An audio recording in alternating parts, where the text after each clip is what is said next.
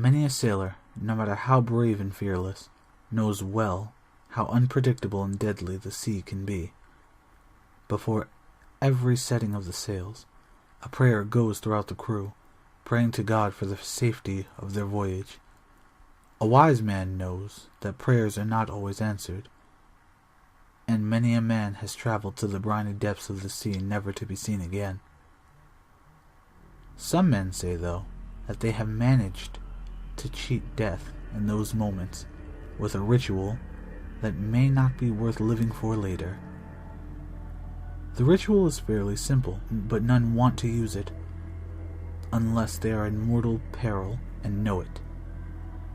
Providing that they are not sinking fast enough for the water to choke their words, a man must repeat the words, "Devil, take my soul across the Styx.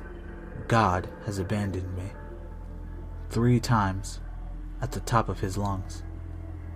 If he truly puts himself and his soul into it, the ferryman shall come. No matter how much the waves rage and toss, his ship will not be turned, nor shall he capsize. The man shall feel his wrist grabbed and be pulled into the boat. From there, he will not feel the waves rocking him. He will feel no hunger, no thirst, only the breath in his lungs, and the wind blows softly across his wet face. It is important that the man does not look up into his eyes. This is because calling him out is a trick.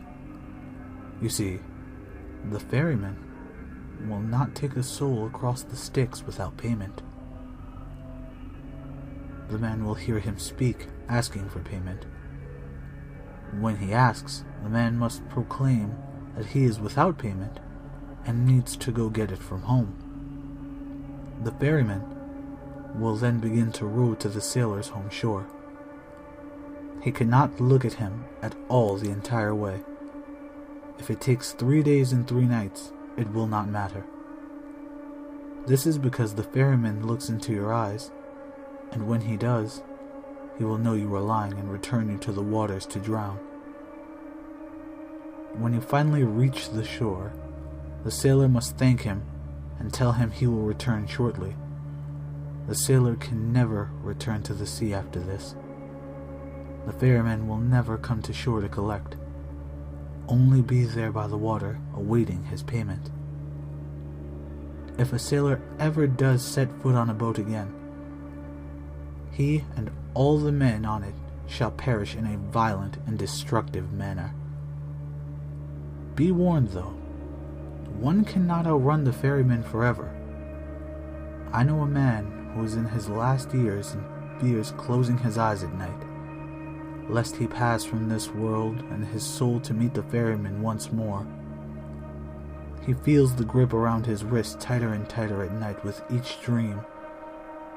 When he finally falls into a sleep and sees the monstrous face looking at him, enraged.